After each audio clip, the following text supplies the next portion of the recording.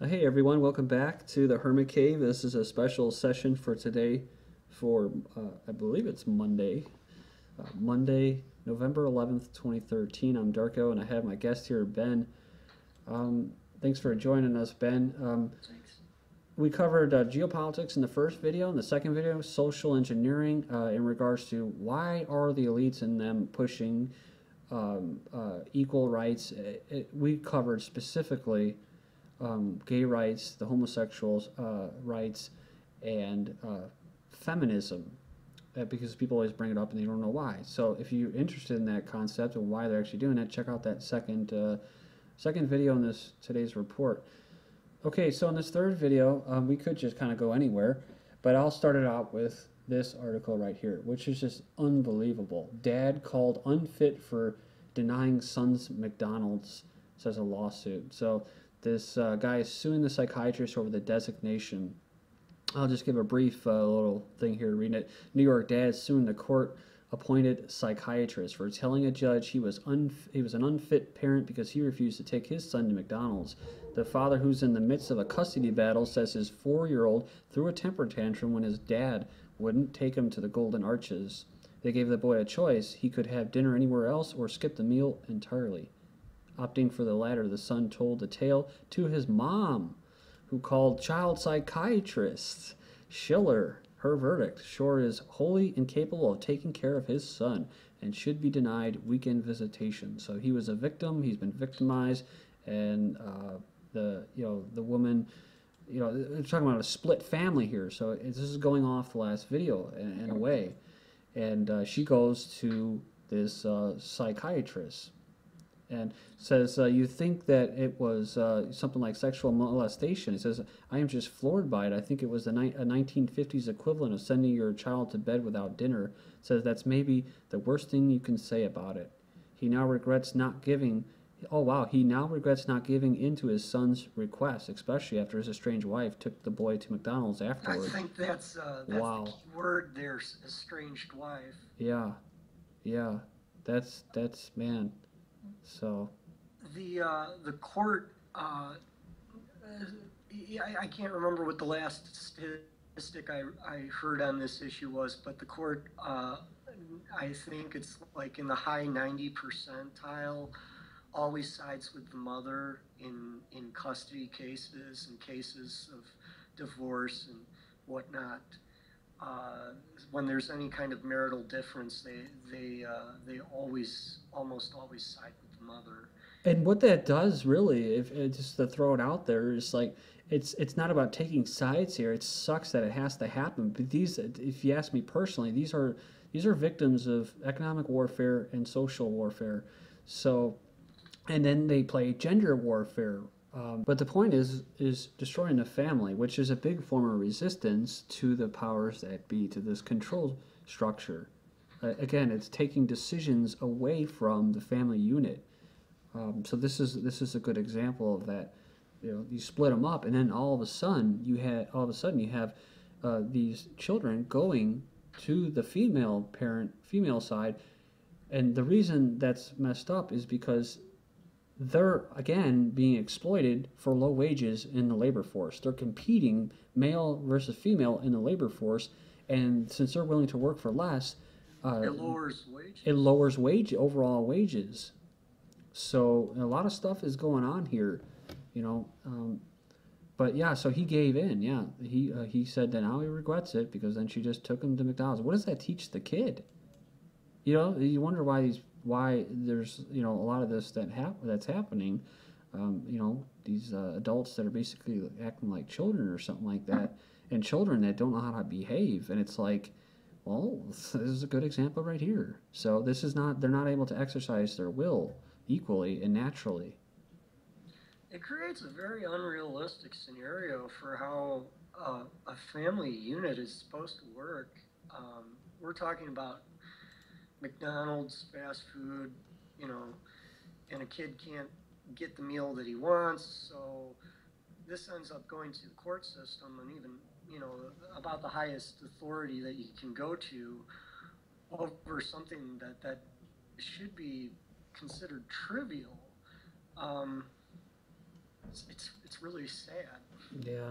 You know, and I'll leave it up here. Kind of transfer is a good transfer point. You know, just recently you had that kid. Well, not recently. It was a couple of years ago. You had a regular citizen and that was going through cancer, a kid, and the court ruled that the parent had to allow that children to get chemotherapy. And the big thing was that the kid didn't want it. That's the main thing is consent.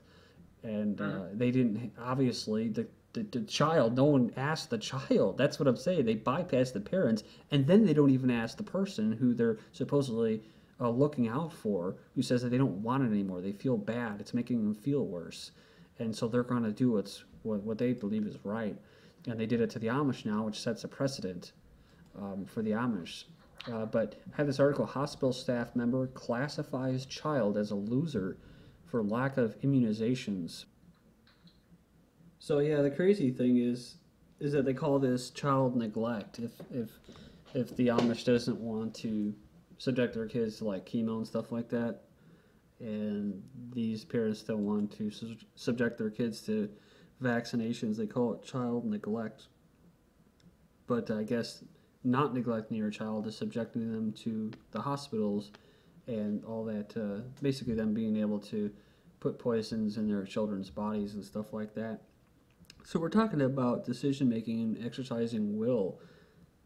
Um, isn't it crazy, Ben? Though I mean, like food, you can't grow it. If you grow it, it's got to be in a certain place and that. And if you hunt, it's got to be at a certain time at a certain place. You have to get approval. If you build a house, it's got to be according to code at a certain place. You know, it's insane how they've separated us from being able to do anything as far as exercising our will or making decisions or and they call this society, so it's all got to be done like somehow like this is like we're doing this as a collective. This isn't dictatorial. There isn't some kind of authoritarian approval system to do anything. You know, It's carried out in a very corporatistic manner. Any type of government regulation or oversight, and our government operates in very much the way a corporate bureaucracy would operate.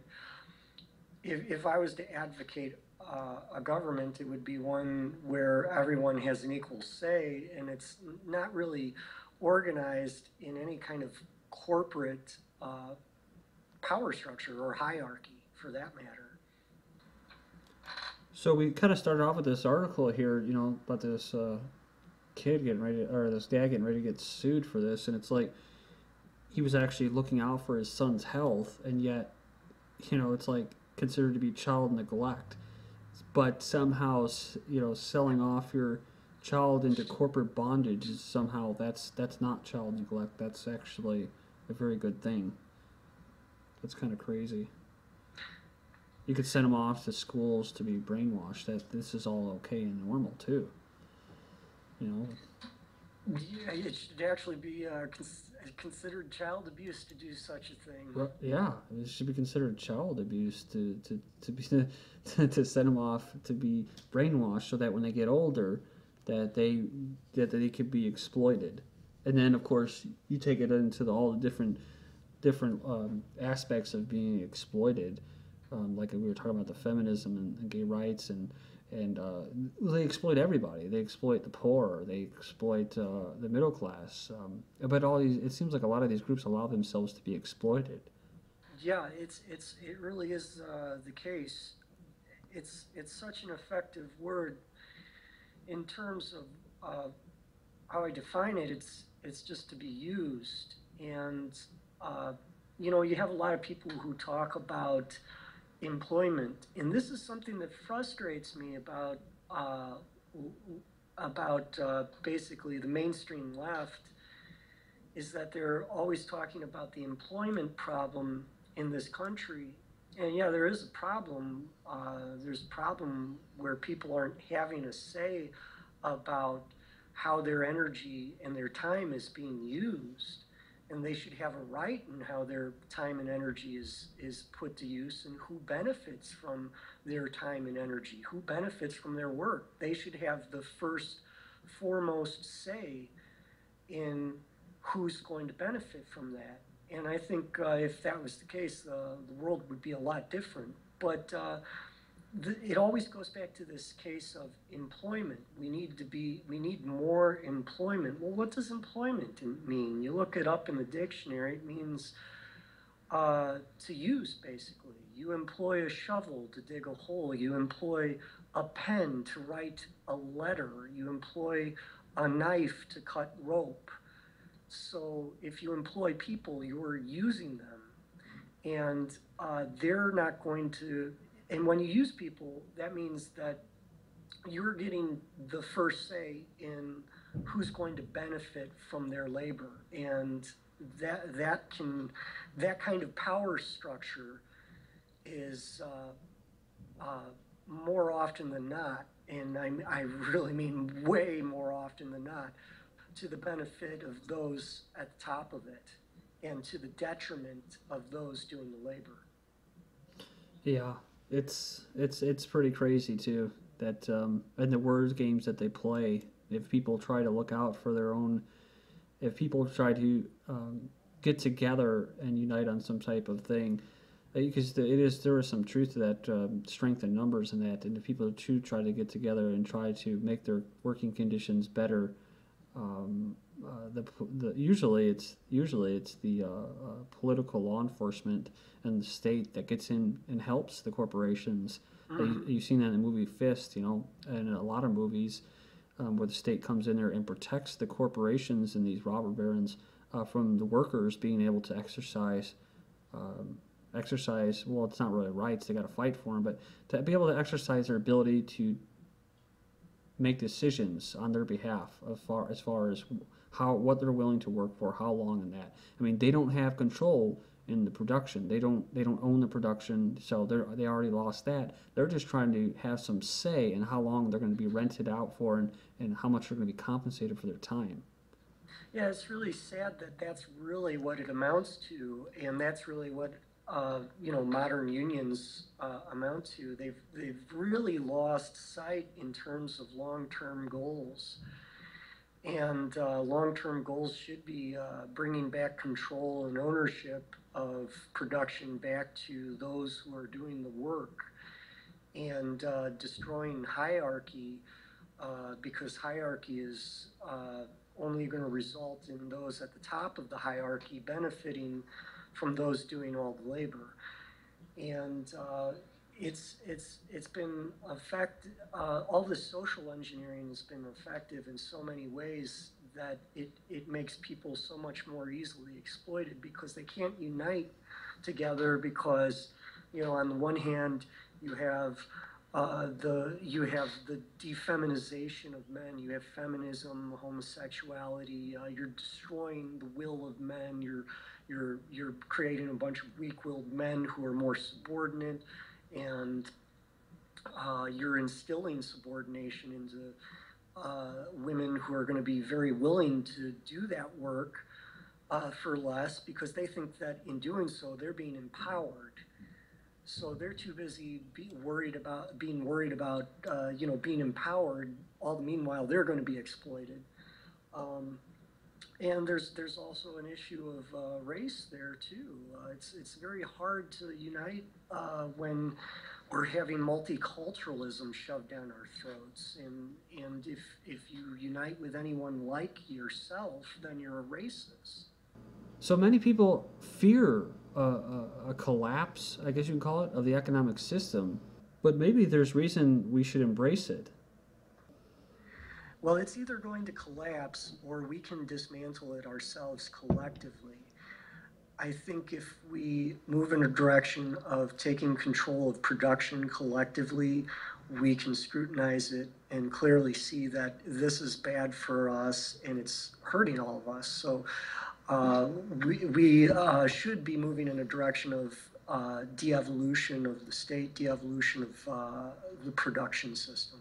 The longer we hold on to it and cling to it, like, oh, the collapse, the harder the transition is going to be. That's what you're saying, right? We should welcome it. Deindustrialization, freedom, dissolving the state. So Absolutely. all right. Well, thank you for joining us, Ben. This is the Hermit Cave, and thank you for joining us to the audience.